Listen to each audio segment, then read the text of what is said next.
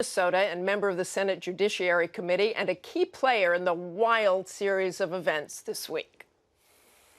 Senator Franken, you sit, as we said, on the Senate Judiciary Committee. Do President Trump's claims to you have any basis in fact?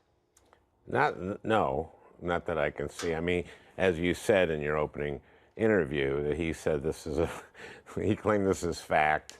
I think this is just a distraction to distract from this very, very serious interference by a foreign power on our democracy, and the question of whether Trump World, his campaign, his business associates had anything to do with it and colluding with them.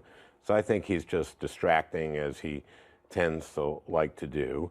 And what you're referring to, the reason I'm here, is that when I asked then Senator Trump, now Sessions, then now the Attorney General, about revelations that members of the campaign had met with the Russians, what he would do as Attorney General with that, instead of answering my question, he just said flatly he had not met with the Russians.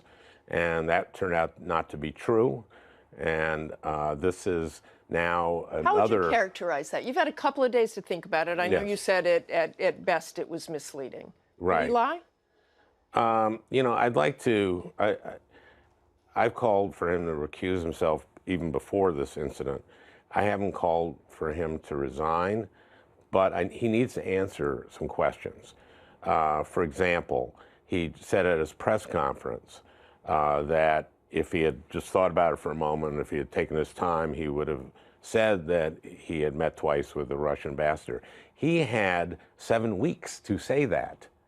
He was testifying under oath to the American people, and he said something that just wasn't true. But he had 7 weeks after that confirmation. But I want to go back to and you know, words matter. Did he lie? Well, lie is knowingly telling an untruth. I would like to give him some benefit of that. He needs to come back before the committee and explain this. It doesn't make any sense. You said Mike Flynn lied. You said Mike Flynn lied or either forgot. What's the difference there between Mike Flynn and... He lied to the vice president. I mean, he did. That's why he had to resign. Okay. Understood. But in that confirmation hearing, Jeff Sessions didn't.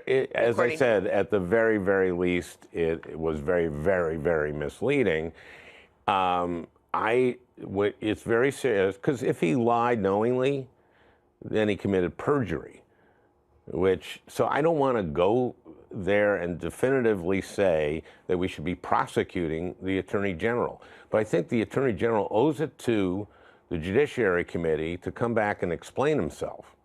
And if he doesn't, and I wrote him a letter on Thursday asking for a reply by the end of business day on Friday. He has not responded to that.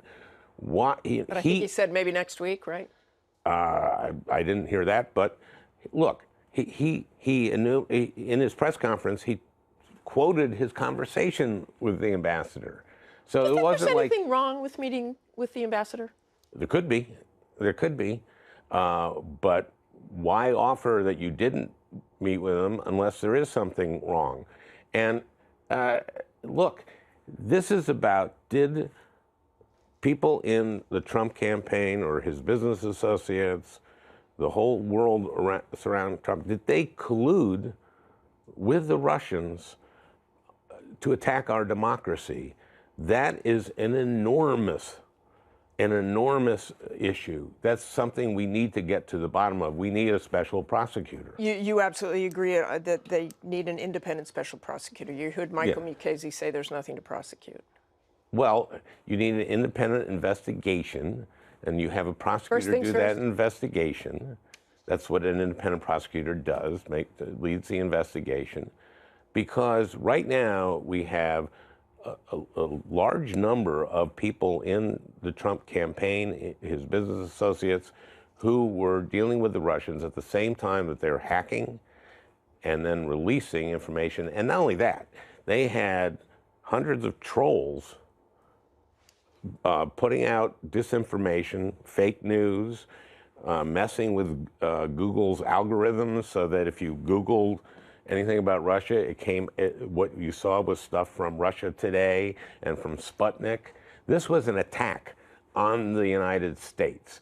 And the question is, and it's beginning to look more and more like we certainly have to investigate this, that the Trump campaign was in league with them. And what do the Russians have on Donald Trump? Well, why won't he release his taxes? I want to just very quickly here, James Clapper, the former director of national intelligence, just said on Meet the Press, there was not a wiretap of Trump Tower, and he would know that. So just your reaction to that and having the president tweet the way he did. My reaction to that is, of course, there wasn't. And the president asserting, like in your first interview, he said this was a fact. And anyone who knows, I'm on the Judiciary Committee, we do look at this intelligence stuff. You have to get a FISA order in order to do something like this. And you would know? No. Would I know? Probably I wouldn't know for sure whether or not they got a thing on a server or applied for something on a server. But the President of the United States did not tap Donald Trump's phone. I mean, that's just ridiculous, and it's the distraction. And here's what I want to get to. His own son, Donald Trump's son, has said in 2008 that Russia did an inordinate amount of business with them. And we don't know what they have over him.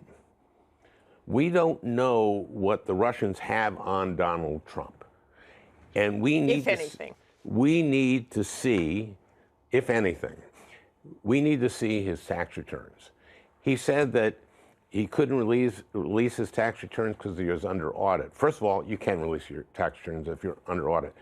But he won't even release a letter from the IRS saying, "I'm under audit. You're under audit." That's easy to do. I think they've said those tax returns are not going to be forthcoming. We're going to have to leave it there, but I thank you very